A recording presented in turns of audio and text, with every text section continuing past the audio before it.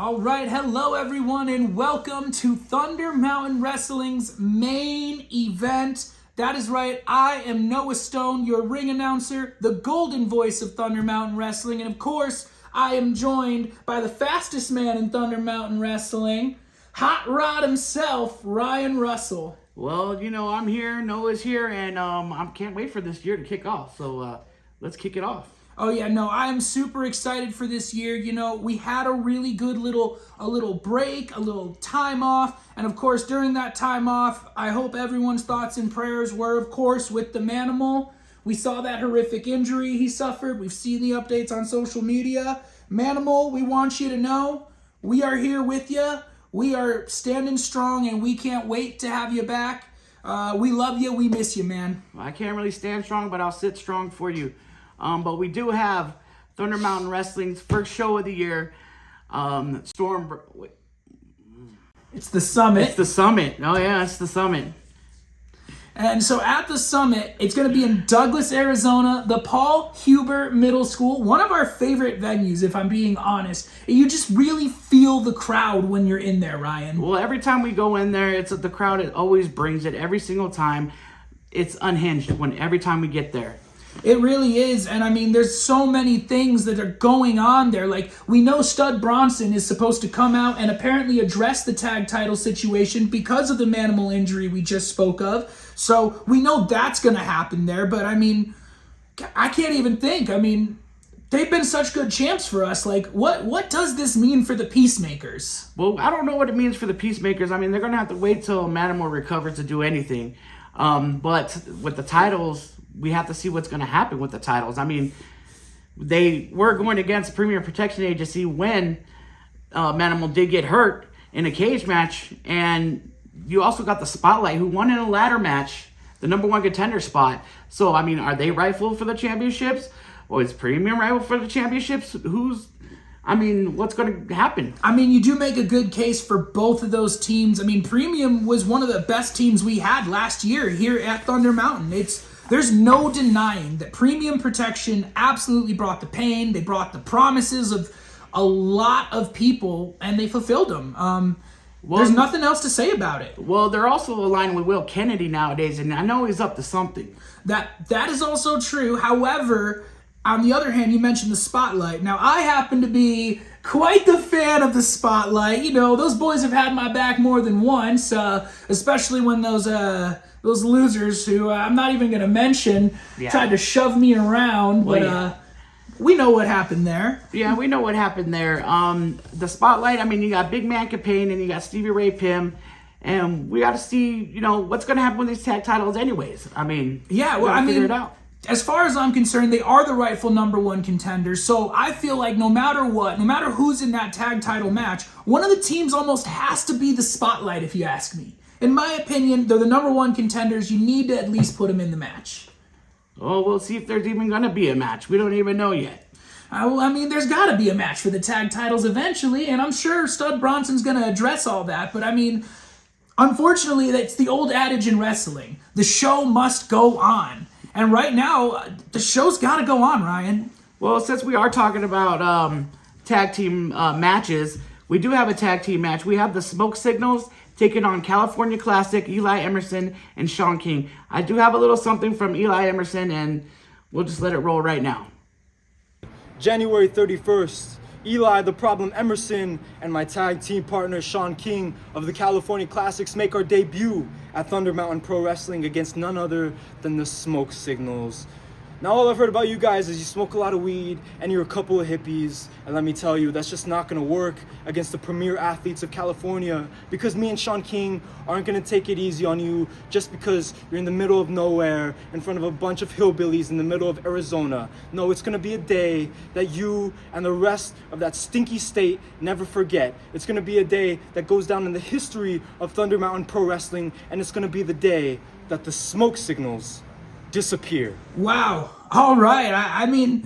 I get it. California Classic wants to come out here. They want to prove a message. They want to do all that. But I mean, the Smoke Signals, man, like, they're one of my all-time favorite tag teams. And they've been so consistently good here in Thunder Mountain Wrestling. You want to talk about another team in our division? That's a great team. I don't think California Classic quite understands the scope of what they're getting themselves into. Well, I mean, like you said, the Smoke Signals are a staple in Thunder Mountain Wrestling. And then you got some guys from California trying to step into the Arizona ring. I don't know. You might have to do something a little different to try to take on the Smoke Signals. Last time we saw the Smoke Signals, they took on Billy Gunn and Victor Ursus. They didn't quite get the job done, but I mean, it's a new year, it's a new Smoke Signals. I mean, it absolutely is a new year, new Smoke Signals, but it's a new Thunder Mountain Wrestling as a whole. And I gotta tell you, speaking of Victor Ursus, the War Bear, a man who I have a long history with, including him slapping the taste out of my mouth. I think I saw a tooth fight last time. But, Victor Ursus is taking on Tank Malone for the Super Vader Championship. Tank Malone last year at Death Proof beat Bad News Bagoo for that title, his first title in Thunder Mountain Wrestling. But he's taking on Victor Ursus. Do you think that he could take on Victor Ursus? Victor Ursus is a animal. listen, as someone who wanted to hate Victor Ursus and then watched him with his run as our heavyweight champion, he put on amazing match after amazing match after amazing match.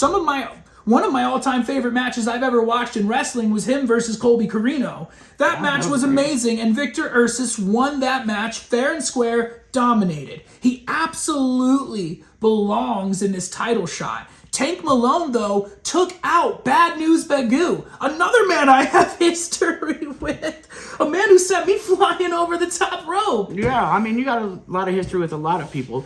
But, I mean, Tank Malone has something to prove in this match right now. And to try to take Victor Ursus out for the count of 10 house fight rules, that's going to be a tall task. I can tell you right now, for Tank Malone to be able to take out Bad News Bagoo the way he did, he's absolutely capable of beating Victor Ursus. The real question is Victor Ursus just too angry?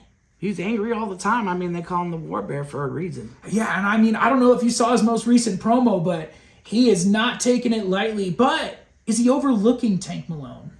I don't know. I mean, Tank Malone is still new to the game. Victor Ursus has been here for a very long time, laying his stamp on everything. That is true. I guess time will just tell. You guys will have to be there in Douglas at the Paul Huber Middle School to see whether or not Tank Malone has what it takes to take out a War Bear, or if Victor Ursus maybe is overlooking newcomer Tank Malone. That's right. We do have another match. We do have a women's match. We do have the debut of Peacemaker Calypso. I was just about to ask about that. I had heard Calypso. She is going to be in action. I'm excited to see it. You know, she's been a presence for the Peacemakers. Premium kidnapped her for a little while, and that's probably half the reason we haven't actually seen her wrestle till now. I mean, Premium had her locked away, hidden. Well, I mean, now she's back with the Peacemakers. She was probably at the Mountain of Power, getting all the power ready, getting ready to take on Ruby Devlin. I mean, Ruby Devlin, we just heard something from her. She's from Colorado, and she's a little rebel without a cause, but she has a bit of an attitude, and I think Calypso's going to change that attitude real quick. She sure did have an attitude with Arizona, and I got to tell you, I don't like that. I mean, I think Arizona's home to some of the best wrestling fans I've ever seen. I love our crowd.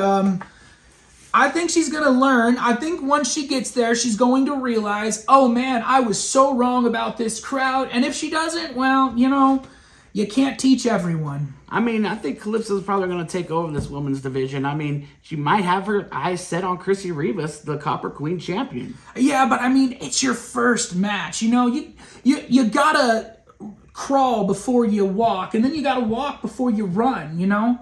So I think, honestly, this is the best way for Calypso to come out here. She can make a statement, she can prove she's dominant, and then rack up some wins, rack up some momentum, and then we can see and start talking about title pictures. Well, you're right. You're right about that one. Speaking about titles, we do have the Thunder Mountain Wrestling World Heavyweight Champion, Will Kennedy, taking on Fray Tormenta Jr. That's right, Fray Tormenta Jr. For those of you who don't know, Nacho Libre was a fantastic movie that was made about a real human being, Fray Tormenta. And Fray Tormenta and now his prophet, as I would like to call him, Fray Tormenta Jr. are going to be here in Douglas to watch. Well, he's going to be there to watch, and Fray Tormenta Jr. is going to be there to wrestle Will Kennedy for the Thunder Mountain Wrestling World Heavyweight Championship. Well, I know Will Kennedy has a lot up his sleeve, and Fray Tormenta Jr. is going to have to watch out for all the sneaky tactics that Will Kennedy brings. And I just want to give a little background on Fray Tormenta and Fray Tormenta Jr. They had an orphanage, and to pay for the orphanage, Fray Tormenta had to wrestle to get the money for the orphanage, and Fray Tormenta Jr. is taking on the legacy of Fray Tormenta. Correct. I mean, and what a beautiful story that is to tell. And now I'm sure Fray Tormenta Jr. is continuing that same hard work that Fray Tormenta put in, and one day we might even be lucky enough or blessed enough to continue that legacy down the line, and that is what I love about wrestling so much. But you mentioned Will Kennedy and his dastardly tactics. Unfortunately for him, I think that justice might just prevail a little bit. Well, speaking of justice, we have El Justo coming back. It's been a while since we've seen him, and he's going to start laying some justice around here in Thunder Mountain Wrestling. This might be the referee that we just might need. Yeah, you know, I wouldn't mind seeing El Justo referee a few of these matches. The main one that I can think of We need him. Well, the main one I can really think of is actually what I want to talk to you about next, Ryan. It's our main event. And on main event, we have to save the best for last, right? Well, yeah, I have a little package of showing the competitors in this match, and we're going to let it run right now so you can get to know these guys a little bit better.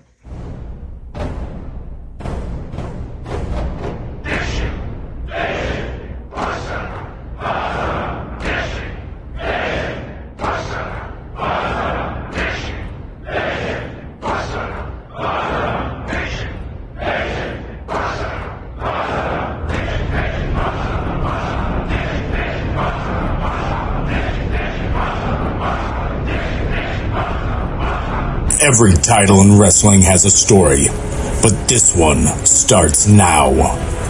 The Frontier Championship. Untouched, unclaimed, unproven. A blank page waiting in the first name brave enough to carve their legacy into it. There's no history to hide behind here, no past champions to measure up to. Whoever takes this belt becomes the standard, the first, the blueprint. Every challenger after will chase. This title was built for the wrestler willing to walk through fire just to plant a flag in new territory. For the one who understands that being the first isn't about luck, it's about grit, sacrifice, and the courage to step into the unknown when everyone else hesitates. The frontier opens, and when the dust settles, one wrestler will stand above the rest, holding a championship no one has ever held before. From that moment on, their name won't just be remembered, it'll be etched into the foundation of Thunder Mountain Wrestling itself. Because out here on the frontier, you don't just win history, you become it.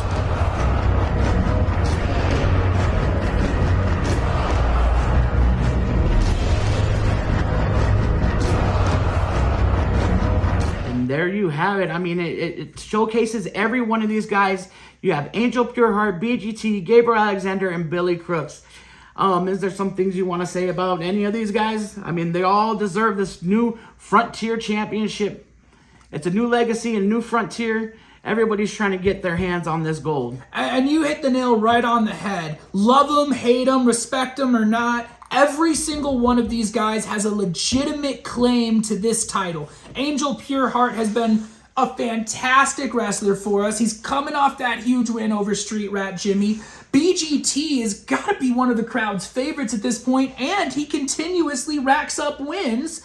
Gabriel Alexander, he might be the wild card in all this because he's been on a little bit of a weird slump lately, a little bit of a rough patch, and he's been very conflicted, as we saw at the at Death Proof. He was conflicted to even help Will Kennedy and them because he felt it wasn't fair. So is that going to be too heavy on his mind? And then Billy Crook, every time we see Billy Crook... Wild card right there. That's the wild card. He's a wild man, swamp stomper. I did want to bring it back to Gabriel Alexander. He is with the foundation, and Will Kennedy was talking about Gabriel Alexander winning that gold. So you got to keep your eye out. Fatal 4-way, anything goes. So anybody has a claim to this, like you said, Angel Burkhart, he's a classic guy, and he'll do anything to make a win. BGT, like you said, everybody loves him. Will the crowd be on his side during this? Oh, yes, absolutely. I don't see how the crowd is not with BGT. I mean, he takes over everywhere he goes. And Gabriel Alexander, on any given Sunday, you get him in the right head frame. I've said it multiple times, he is the best pure striker in Thunder Mountain Wrestling. You get him on the right day, he's unstoppable. But I do wonder if everything else going on with the foundation might be too much of a distraction for such a big moment. And like you said, Billy Crook, you can look at him as a wild card. I've seen this man. He is not a wild card. He is just like you said, swamp stomper. He comes in, he messes people up, and that's all he knows, Jack. You got that right, Jack. We also have special guests for the evening. We have Heath Slater and Rhyno.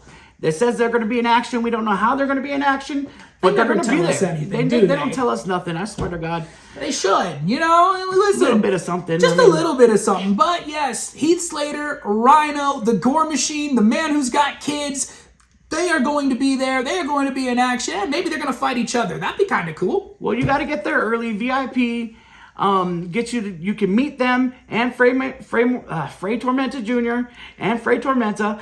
Sorry, I'm getting a little tongue-tied. I'm getting excited. I can't wait. Yeah, he's been restless. He keeps calling me at like 2 a.m. saying, hey, man, are you ready? Are you ready for the summit? I'm ready for the summit. I'm ready for everybody to climb the summit.